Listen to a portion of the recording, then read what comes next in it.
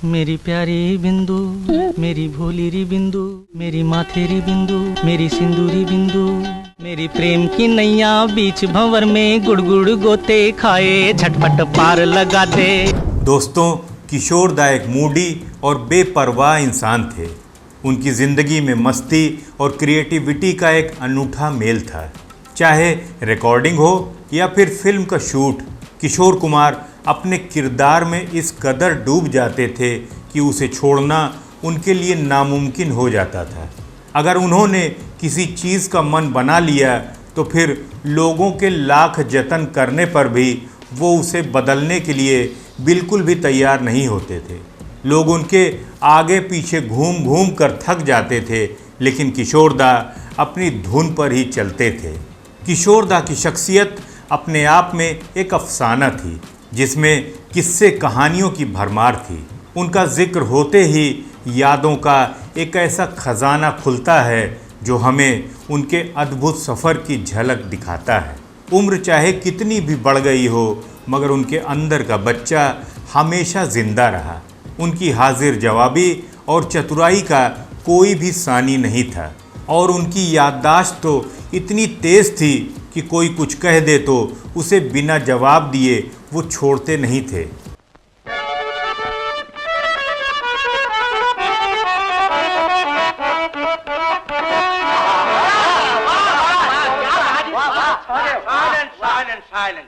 आज इस वीडियो में हम किशोर दा से जुड़े एक और दिलचस्प किस्से की बात करेंगे, जब फिल्म पड़ोसन के गाने एक चतुर नार की रिकॉर्डिंग के दौरान सुरों की एक अनोखी जंग छिड़ गई थी। इस जंग में मन्ना डे को किशोर दा के सुरों से टक्कर लेनी थी, और मन्ना डे अचानक किशोर दा की ओर से होने वाले सुरीले आक्रमण से बिल्कुल डर गए थे। नमस्कार, मैं हूं आपका होस्ट और दोस्त संतोष, और आप देख रहे हैं मूवी म्यूजिक मी। तो चलिए शुरू करते हैं आज का ये मज़ेदार एपिसोड। फिल्म पड़ोसन भारतीय सिनेमा की सबसे बेहतरीन कल्ट क्लासिक कॉमेडीज़ में से एक है।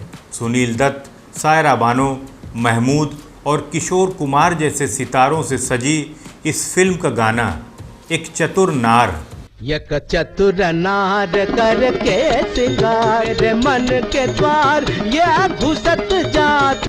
जब ये गाना रिकॉर्ड हो रहा था तब वहाँ स्टूडियो में भी हलचल मच गई थी। उस वक्त पंचम दा यानी आर.डी. बर्मन इस गाने को कंपोज कर रहे थे, और उन्होंने मन्ना डे जी से कहा था कि देखिए मन्ना दा, आपको गाने के अंत में हारना है। शुरू में मन्ना डे जी को ये बात बिल्कुल भी हजम नहीं हो रही थी, क्योंकि वे एक क्लासिकली ट्रेंड सिंगर थे। कर दूंगा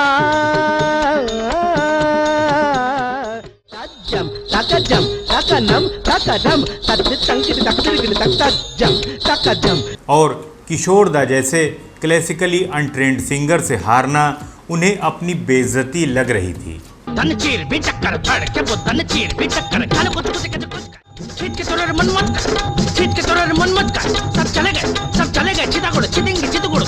लेकिन फिल्म की डिमांड को समझते हुए उन्होंने आखिर मान लिया। जैसे ही गाने की रिकॉर्डिंग शुरू हुई, किशोर दा अपने अंदाज में मन्ना डे के ऊपर हावी हो गए।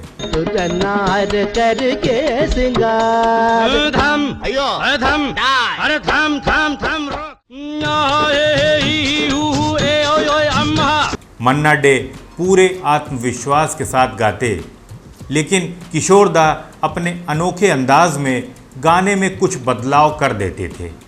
गाने के बीच में एक लाइन आती है जिसमें मन्ना डे जी बड़े ही सुर में येड़ा येड़ा ये लाइन गा रहे होते हैं। टेड़ा टेड़ा टेड़ा टेड़ा टेड़ा टेड़ा टेड़ा। तभी अचानक किशोर दा चिल्ला देते हैं, अरे येड़े ओ टेढ़े सीधे हो जा रे।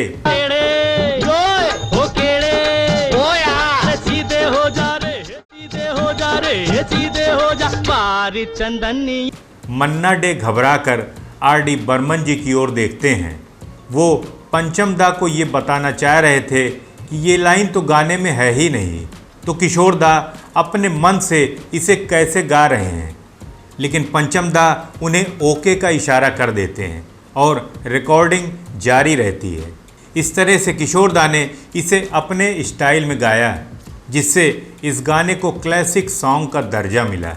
नाले में जाके तू मुंह धो के आका लारे गारे गारे गारे गारे गारे गारे गारे। किशोर दा की सबसे बड़ी खासियत ये थी कि उन्होंने राजेश खन्ना और अमिताभ बच्चन जैसे कलाकारों को सुपरस्टार बना दिया। और अगर रिकॉर्डिंग के दौरान उन्हें कुछ पसंद नहीं आता था तो वे तुरंत गाने को अपने हिसाब से इम्प्रोवाइज कर लेते थे। उनकी इस कला के बारे में लेखक अनिरुद्ध भट्टाचार्य और बालाजी विट्ठल ने अपनी किताब R.D. Burman the man the music में विस्तार से लिखा है। मन्ना दा का कहना था कि किशोर दा के साथ काम करना मतलब हर कदम पर सरप्राइज के लिए तैयार रहना था। मैं गाने लगा,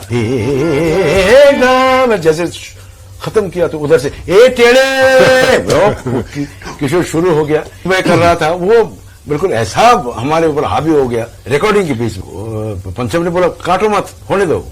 तो वो करने के बाद आप एंड रिजल्ट देखिए, क्या टेरिफिक। लेकिन किसी को भी मालूम नहीं पड़ा कि भाई इस गाने के यानी बनाने के पीछे कितनी मेहनत हम लोगों ने की। बहुत जबरदस्त मेहनत की। किशोर दा के अंदर का बचपना उनके गानों में सादगी और नटखटपन का एक अनोखा रंग भर देता था। यही वजह है कि जितना उनके गानों को याद किया जाता है, उससे कहीं ज़्यादा उनके किस्सों को हम याद करते हैं। मन्ना दा ने अपने एक इंटरव्यू में किशोर दा की इस कला की तारीफ करते हुए कहा था कि उनके साथ काम करना हमेशा ही एक यादगार अनुभव रहता था। किशोर दा का गानों को अपने हिसाब से इम्प्रोवाइज़ करने का तरीका बिल्कुल अनोखा था। इस पर आपकी क्या राय है, हमें कमेंट बॉक्स में ज़रूर बताइएगा। पूरा वीडियो देखने के लिए आपका दिल से शुक्रिया। अगर आपको आज का ये एपिसोड अच्छा लगा हो तो वीडियो को लाइक और शेयर ज़रूर कीजिएगा। तो मिलते हैं नेक्स्ट वीडियो में किसी और नए किस्से के साथ। तब तक के लिए नमस्कार।